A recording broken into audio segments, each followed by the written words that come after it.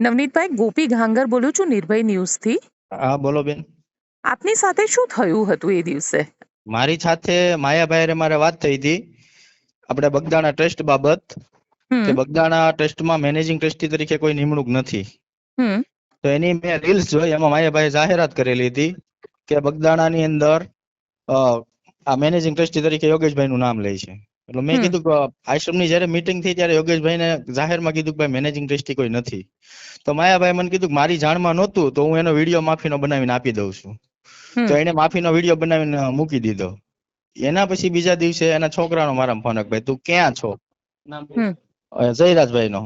એનું મારામાં રેકોર્ડિંગ પણ છે કે ભાઈ તું ક્યાં છો? એટલે મેં કીધું કે હું ભાઈ બગદાણા છું. તો એ કે મારે તને મળવું છે. તો પછી મેં કીધું ભાઈ બોલો ને શું કામ હતું? એ કે હરુભરું કહીશ. એના પછી રાજુભાઈ બોરડાનો ફોન આવ્યો, એ આહિર છે. હા, અને એને મને કીધું કે માયાભાઈ પાસે માફી કેમ માંગે? મેં કીધું ભાઈ મેં માફી માંગવાનું નથી કીધું, મેં એને માર્ગદર્શન આપ્યું કે ભાઈ આ રીતનું છે અહીંયા. તો એના પછી રાતે થોડું મોડું થયું એટલે એ લોકોએ મારી રેકી કરી અને મને મારા છોકરાનું ટ્રેક્ટર ઉભું રાખ્યું, એની છાવી કાઢી ગયા. છોકરાનો મારા ફોન આવ્યો કે પપ્પા કોઈ 4 વ્હીલ વાળા આવી ને આ રીતે ટ્રેક્ટરની છાવી કાઢીને વહી ગયા. તો હું બાઇક લઈને પાછળ ગયો તો એ લોકોએ મને મારી આગળ ગાડી કરી અને સીધા ગાડીમાંથી ઉતરીને કેમ અમારી રેકી કરે છે એમ કરીને મને હાથ પગ ને બધું તોડી નાખ્યું. પણ એક તોડવા વાળા લોકો કોણ હતા? એનો પણ વિડીયો આવી ગયેલો છે સોશિયલ મીડિયામાં. એ લોકોએ ઉતાર્યો મારવાનો. એનું નામ નાજુ કુંડવી છે. અને કારણ કે તમે જે કહી રહ્યા છો એટલે જયરાજભાઈ આની અંદર કઈ રીતે આવે? જયરાજભાઈ ને એવું લાગ્યું કે મારા બાપા પાસે તમે માફી મંગાવી આ બાબત. અચ્છા, પણ ત્યાં આગળ એ હાજર હતા ખરા જે વખતે મારી રહ્યા હતા? બેન, અંધારાની અંદર બધો મારી ઉપર હુમલો થયો છે તો હું કઈ રીતે ઓળખી શકું? તમે પોલીસને કીધું તું ખરું? કારણ કે પોલીસે આજે ક્લીન ચીટ આપી દીધી છે. બેન, મેં પોલીસને પહેલેથી કીધું છે કે મારી યાર આ બનાવ બન્યો, મારી પાસે પ્રૂફ સાથે છે, બધું નામ સહિત બધું છે, પ્રૂફ છે બધું.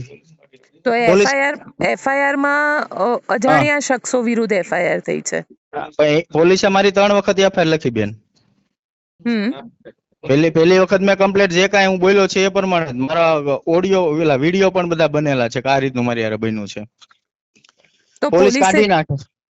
પોલીસે નામ કેમ નથી લખ્યું? તમને શું લાગી રહ્યું છે? પોલીસ ની બધા મોટા માણસો રહ્યા તે બધાની મિલી ભગત હોય ને કઈ, અને પૈસા વાળા છે. પોલીસ બચાવવાનો પ્રયત્ન કરી રહી છે એવું લાગે છે? 100% એના સમાજના બેન છે પીઆઈ ડાંગર અત્યારે. અને તમે એફઆઈઆર ની અંદર હવે, કારણ કે એફઆઈઆર તો થઈ ગઈ છે જેમાં કોઈ નામ નથી, પોલીસે ક્લીન ચીટ આપી દીધી છે, વધુ તપાસમાં આજે મારી પાસે લખવાયો છે તેમાં બધું કમ્પ્લીટ લખાવેલું જ છે મેં બધાના નામ સાથે કે આ રીતની મારી યારે બનાવ બન્યો છે. તમે હવે કોર્ટમાં જશો આને લઈને? હા, હું જઈશ ને બેન, મારા ન્યાય જોઈએ તો હું જાઉં ને. બિલકુલ નવનીતભાઈ, અમારી સાથે જોડાવા માટે આપનો ખૂબ ખૂબ આભાર.